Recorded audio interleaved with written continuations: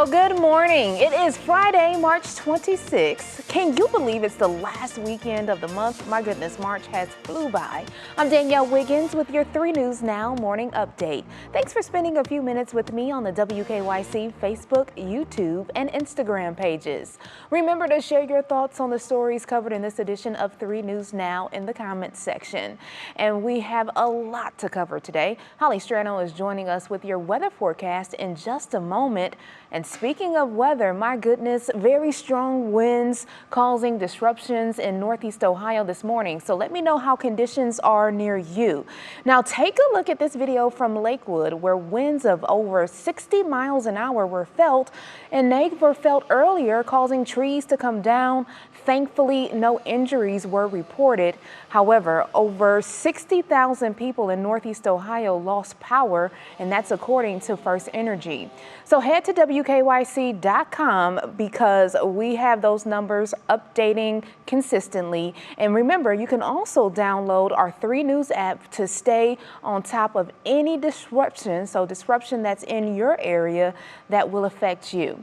So now, when will this rain and wind clear out? Will it do it by the weekend? Well, Hollie Strano has the answers. Hollie. Thanks, Danielle. And boy, as you know, we had quite the windy morning, and these are wind projections as we look ahead to the afternoon. 3 o'clock today, it's still very breezy, and we're still seeing wind gusts anywhere from 15 to 25 to 30, 35 miles an hour, but that's a far cry from the 60-mile-an-hour plus wind gusts we had earlier today. They're going to continue to calm down into this evening, and we will partially clear. So Saturday is looking terrific, and it's going to be a light wind day. It's going to be a sunny day. Then we get into Sunday, clouds increase, and we're seeing these breezy conditions return. In the meantime, just a reminder, and Danielle, you've been talking so much about this, but with the windy weather this morning and even into the afternoon, it's still a good reminder to be really careful traveling over our major bridges in the area, not to mention if power is out and traffic lights are down and things like that. Taking a look at your forecast now as we get into the rest of today and the weekend. Tomorrow, look at that, 67 degrees, partly to mostly sunny skies. On Sunday, it will be breezy, showers moving in, and then we'll cool things down for Monday, but it looks like a bright day, highs around 50. Back in the 60s Tuesday, and then here comes a more potent system for Wednesday. We'll end up 50s, falling rain showers by Thursday, highs only around 40. We'll start the day in the 30s, and we could even see a few flurries. Gotta love it. Back to you, Danielle. Yes, thank you, Hollie. She says hurry, that means no. Alrighty, to other news now. Governor DeWine is calling out nursing homes and long-term care facilities who have not shared their vaccination plans, saying he's reached out to a number of facilities who still refuse to say whether they have access to the vaccine and how they're using it. I'm a great believer in transparency, and I'm to the end of my rope with them, frankly. I don't know what else to do but to make this information public. I think people have a right to know if these facilities are not availing themselves of something that the state is providing that will save lives. Governor DeWine's office has listed those locations on his website and is asking loved ones to take note. For the complete rundown of the places he's talking about, find this story on WKYC.com. Meanwhile, the governor will be in our area today visiting 2 vaccination sites. He will first visit the Stark County Board of Developmental Disabilities in Canton and then the Jewish Senior Housing of Akron in the afternoon. And next week, 571,000 doses of the vaccine are expected to arrive here in our state. Now, that's according to the governor, and he says they will be heading to new vaccination sites and mobile clinics. Meanwhile, at the Woolstein Center, everything is running smooth and steady. 46,000 people have received their first dose of the vaccine since the clinic opened last week. We have the ability to end this. We can drive this virus to the ground, but it's going to take all of us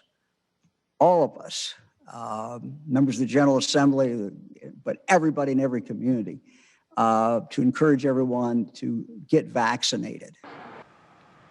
Now remember, you can register for a vaccine at the website that you see there at the bottom of your screen. That is www.gettheshot.coronavirus.ohio.gov. And it's go time with more local headlines we're following. Developing this morning, police released findings from an investigation surrounding teachers at Rocky River High School. According to police, the incident started earlier this month when a video showed two teachers talking about an alleged sexually explicit photo of a female student taken by a staff member. Did he tell you what the pictures were of? Of some girl? Yeah. Yeah. At school? Yeah. Yeah. Yeah, no, he's... Well, you know, I was so upset about this. Yeah. Because legally, Oh, hell yeah. we got to go to Winton. You know? Yeah. Because he said it was a shot. Yeah, I didn't look at it. I didn't either.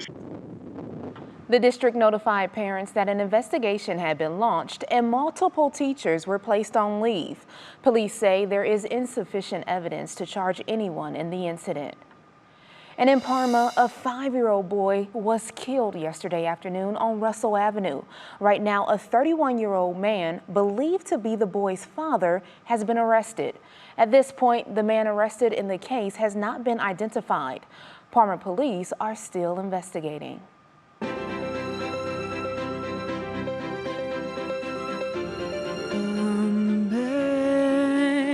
Amazing grace, how sweet the sound.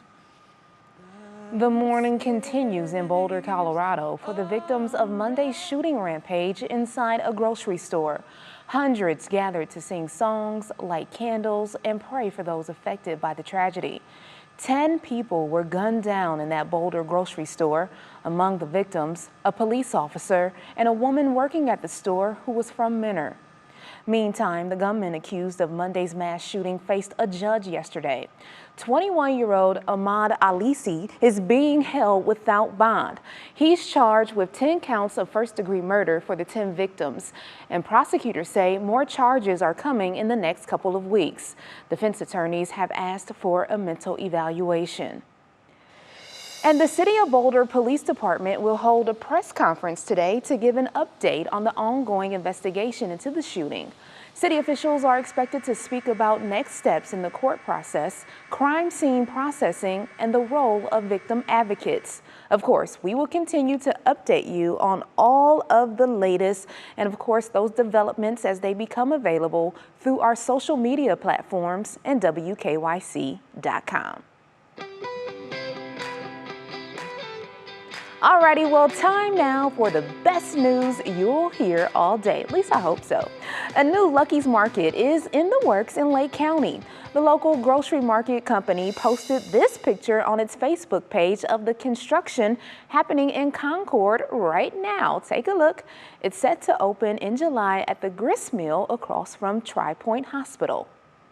Okay, here's something we just cannot make up. You can't make it up either. So this has many of you blowing up our social media platforms.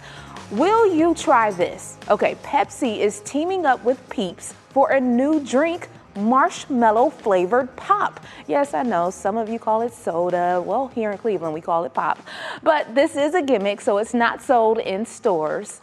Pepsi is giving away 3,000 mini packs through a social media contest, which is going on right now. Here's what you have to do. All you have to do is post your favorite springtime activity on Instagram and Twitter with the hashtag hanging with my peeps. Yep. And then what you do is tag Pepsi. So what do you think about this new flavored pop? Will you drink it? Will you try it? Are you going to enter that contest? Let us know in the comments section. Well, thank you for taking time to join me for this 3 News Now morning update. Our digital team will continue to bring you the stories making headlines in our area and beyond. I'm Danielle Wiggins, and I'll see you Monday morning on Go starting at 4:30 a.m. Have a great weekend, everyone.